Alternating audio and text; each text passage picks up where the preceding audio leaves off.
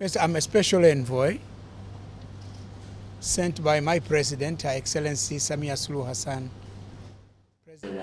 Je suis un envoyé spécial de la présidente de la République de Tanzanie, Samia Suluhu. Je suis porteur d'un message. Na sasa tunaelekea Afrika ya Magharibi na tunaenda katika taifa ambalo kiongozi wake ndiye kiongozi pendwa kwa hivi sasa barani Afrika na duniani kutokana na misimamo aliyokuwa nayo, lakini pia ushawishi aliyokuwa nao, kiasi kwamba watu wengi sana wanatamani hata wangekutana naye siku moja, wapige naye picha, wapige story, washauriane, waongee mambo kadhaa. Si sehemu nyingine bali ni pale Ouagadougou, ambapo April 16 mwaka 2025 aliyekuwa rais wa Jamhuri ya Muungano wa Tanzania wa awamu ya 4 Mheshimiwa Jakaya Mrisho Kikwete aliwasili nchini Burkina Faso na alimwakilisha rais wa Jamhuri ya Muungano wa Tanzania Mheshimiwa Samia Suluhu Hassan, na huko walikwenda kujadili masuala kadha wa kadha. Sasa video za mjongeo pamoja na picha mnato zimemuonesha rais wa Burkina Faso Captain Ibrahim Traore amekutana na Dr. Jakaya Mrisho Kikwete, mjumbe maalum wa rais wa Jamhuri ya Muungano wa Tanzania katika ikulu ya Ouagadougou Alhamis ya tarehe 17 ya mwezi wa 4 mwaka 2025. Katika mkutano na waandishi wa habari mara baada ya kikao hicho, Dr. Kikwete ameeleza kuwa amemkabidhi Rais Traore ujumbe rasmi kutoka kwa Rais Samia Suluhu Hassan. Kwa mujibu wa mjumbe huyo maalum, Rais Samia ameeleza kuridhishwa kwake na ushirikiano mzuri unaoendelea kati ya Tanzania na Burkina Faso. Dr. Kikwete ambaye pia ni rais mstaafu wa Tanzania ameeleza kuwa na matumaini makubwa kuwa uhusiano kati ya nchi hizo mbili utaendelea kuimarika, akibainisha kuwa kuna maeneo mengi yenye fursa za ushirikiano baina ya Dodoma pamoja na Ouagadougou, hasa katika sekta ya afya. Akitolea mfano, amesema kwamba moja ya maeneo ya ushirikiano yaliyopo ni tiba ya moyo, ambapo timu ya madaktari bingwa wa magonjwa ya moyo kutoka Burkina Faso itafanya kikao kazi na wenzao wa Kitanzania ambao waliwahi kutembelea taasisi ya moyo ya Tanzania.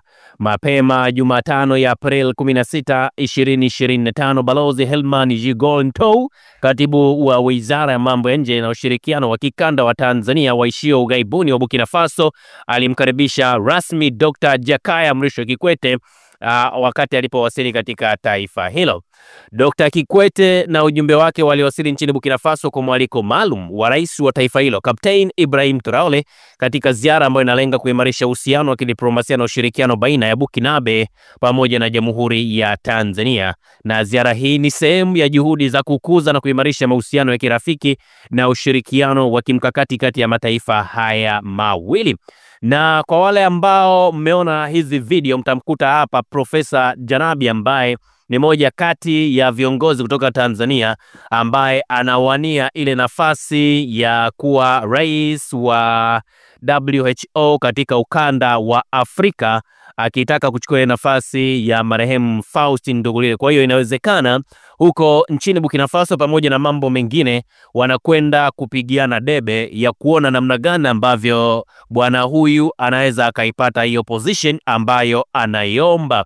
Sasa wakati hayo yanaendelea huko nchini Burkina Faso, pamoja na huo ushirikiano ambao unaonekana kati ya Tanzania pamoja na Burkina Faso, nakumbuka mwaka 2025 palikuwa pamezagaa ripoti na taarifa ambazo zilikuwa zinaonesha kwamba Mbukinabe huyo Captain Ibrahim Traore Juntaman alikuwa anatakiwa kufika katika ikulu ya Dar es Salaam Tanzania, lakini kwa bahati mbaya yeye hakushiriki katika ule mkutano wa viongozi wa Kiafrika ambao ulikuwa unalenga kujadili masuala mbalimbali ambayo yanasababisha migongano, hasa kwenye ukanda wa nchi ambazo zipo kusini mwa jangwa la Sahara, ambapo alikuwa anajadili masuala kadha wa kadha. Lakini kwa bahati mbaya ni kwamba mwamba hakuwasili nchini Tanzania, lakini for the first time anaonekana akiwa na Dr. Jakaya Mrisho Kikwete. Na ifahamike bwana Traore si mara ya kwanza kupokea ujumbe kutoka kwa mataifa mbalimbali. Cause tunakumbuka alipokea ujumbe pia muhimu kutoka kwa maafisa wakuu wa majeshi ya ulinzi wa nchi wanachama wa muungano wa nchi za Sahel ambao unafahamika kama AES, katika kikao ambacho kilifanyika Jumanne wiki hii kwa lengo la kujadili hatua za utekelezaji wa jeshi la pamoja la AES, chombo muhimu katika vita dhidi ya ugaidi ambao unaokumba ukanda huo. Akizungumza baada ya kikao hicho, General la Division Ouma Diara, mkuu wa majeshi ya Mali na mwenyekiti wa kamati ya majeshi ya AES, alieleza kuridhishwa kwake na miongozo ambayo ilitolewa na Captain Ibrahim Traore, akisema General Diara, namnukuu, "Tumeridhishwa sana na tumehamasika kutokana na maelezo ya rais wa Bukinabe. Kila mara tutakapokutana na viongozi wa kisiasa tunapata motisha mpya katika utekelezaji wa dhamira yetu ya kuimarisha jeshi la polisi, jeshi la pamoja la AES." Majadiliano hayo yalijikita katika masuala ikiwemo itifaki ya nyongeza ya operation za kijeshi katika ukanda wa AES, tathmini ya mafanikio ya operation ambayo ilikuwa imepewa jina ya Yeriko 1, Yeriko 2, ambayo ilifanyika katika eneo la mipaka mitatu, pamoja na mipango ya operation za kijeshi zijazo. Kwa mujibu wa General Diara, majeshi ya AES yako tayari na yenye nia thabiti, akisema ni mnukuu, "Tumejipanga na tumejizatiti. Tuna uhakika kuwa jeshi la AES linaendelea kuimarika. Tunaweza kusema kwa hakika ushindi uko upande wa vikosi vya AES." Alizungumza akisisitiza uwezo wa vikosi hivyo kukabiliana na mbinu mpya za kigaidi. Wakati huo jijini Bamako, maafisa wakuu wa majeshi ya anga wa AES nao walikutana kwa ajili ya kuratibu rasilimali, hatua ambayo inalenga kuimarisha ulinzi wa anga wa nchi wanachama wa muungano huo.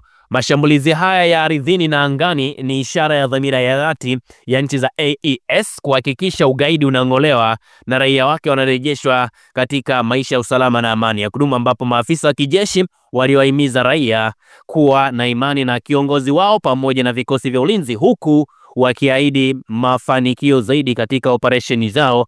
Na hii ni ripoti ambayo ilitolewa na idara ya mawasiliano katika ile ikulu ya pale mjini Bukinabe. Sasa hiyo yote 9, 10 ambayo ni baba lao ni juu ya kile ambacho kinatarajiwa kufanya hivi karibuni na rais wa Burkina Faso Captain Ibrahim Traore. Najua wale ambao mmekuwa mkifuatilia mambo ya geopolitics mnafahamu tarehe 9 ya mwezi wa 5 itakuwa ni Victory Day pale nchini Urusi, na miongoni mwa viongozi ambao wamealikwa na rais wa Urusi Bwana Vladimir Putin kushiriki katika sherehe hizo za Victory Day ni pamoja na Mbukinabe mwenzetu Bwana Captain Ibrahim Traore. Waziri wa mambo ya nje wa Urusi Sergei Lavrov alitangaza kwamba rais wa Bukinabe Captain Ibrahim Traore amekubali mwaliko wa rais wa Urusi Vladimir Putin kulitembelea taifa hilo kwa ajili ya kushiriki katika maadhimisho ya miaka 80 ya siku ya ushindi katika vita kuu ya uzalendo, ambapo alisema Lavrov maneno haya yafuatayo: "Tunamshukuru Rais Traore kwa kukubali mwaliko wa Rais Putin kushiriki katika matukio ya maadhimisho ya miaka 80 ya ushindi katika vita kuu ya uzalendo." Na Lavrov alizungumza hivyo katika kikao chake na waziri wa mambo ya nje wa Burkina Faso anayefahamika kama Karamoko Jean-Marie Traore. Lavrov pia alisisitiza kwamba ushirikiano kati ya Burkina Faso na Urusi umeingia katika hatua mpya na yenye nguvu katika miaka ya hivi karibuni, huku viongozi wa mataifa hayo wakidumisha mawasiliano ya karibu ya mara kwa mara. Awali Lavrov pia alifanya mazungumzo ya pande 4 na mawaziri wa mambo ya nje wa Burkina Faso, Mali pamoja na Niger, nchi wanachama muungano wa nchi za Sahel, ambapo walijadili ushirikiano wa kiusalama, kiuchumi katika ukanda huo. Sasa viongozi kadhaa au mataifa ambayo mpaka sasa hivi yameconfirm kwamba yatashiriki katika mkutano huo ni pamoja na taifa la Burkina Faso, China, Belarus, Kazakhstan, Armenia, Azerbaijan, Tajikistan, Uzbekistan, Kyrgyzstan, Slovakia, Serbia, Republika Srpska, Vietnam, Palestina, Bukinabe kama nilivyosema, Venezuela, Cuba pamoja na Brazil. Na kwa wale ambao mmekuwa mkifuatilia mambo ya geopolitics mtakuwa mnafahamu kwamba speaking about Kazakhstan, Armenia, Azerbaijan, Tajikistan, Uzbekistan, Kyrgyzstan, lakini pia maeneo kama Slovakia, Abit, haya yalikuwa ni maeneo ambayo yalikuwemo enzi hizo kabla ya ile USSR haijavunjika ile mwaka 1991. Kwa hiyo ni mataifa kadhaa ambayo yanaonekana pia yatashiriki katika siku hiyo ya Victory Day. China of course tunafahamu mahusiano waliokuwa nayo pamoja na Urusi. Belarus tunafahamu kwa bwana Alexander Lukashenko ni washikaji familia kabisa, lakini pia ukiangalia ile Republika ya Srpska tumeona pia rais wake alikwenda pale nchini Urusi na wamekutana na bwana Vladimir Putin. Ukitazama kama Vietnam wana mashirikiano mazuri sana na Urusi. Palestine tunafahamu hawa wana wanatamani sana kutoka katika mikono ya Israel na wanapewa usaidizi na Urusi. Venezuela kwa bwana Nicolas Maduro ni marafiki sana. Cuba, tunakumbuka hivi majuzi Urusi walipeleka nyambizi zao za nyuklia wakazi-install pale Cuba, kwa hiyo wana ushirika mkubwa sana. Brazil, hii ndio watu semi wana urafiki mkubwa sana na Urusi. Mataifa mengine ambao tunatarajia tashiriki katika hiyo Victory Day ni pamoja na ile Jamhuri ya Watu wa Korea Kaskazini kwa maana ya bwana Kim Jong Un, lakini pia kama haitoshi tunaiona kabisa Uturuki lazima itashiriki kwa sababu bwana Recep Tayyip Erdogan ni mmoja kati ya rafiki wa karibu sana na bwana Vladimirovich Putin. Nafahamu mataifa kama kule kwa bwana Nayib Bukele watashiriki pia. Tukiangalia ukanda ule wa mataifa yaliyopo kule Uarabuni, Qatar najua watashiriki, Saudi Arabia tunafahamu watashiriki pamoja na mambo mengine. Na good news ni kwamba barua inasemekana pia imemwalika pia rais wa 47 wa taifa la Marekani bwana Donald Trump Jr. ashiriki naye katika siku ya maadhimisho ya ushindi wa Urusi. Sasa mnajua vitu gani ambavyo vinaonekana kule wakati wa sherehe za ushindi Victory Day nchini Urusi?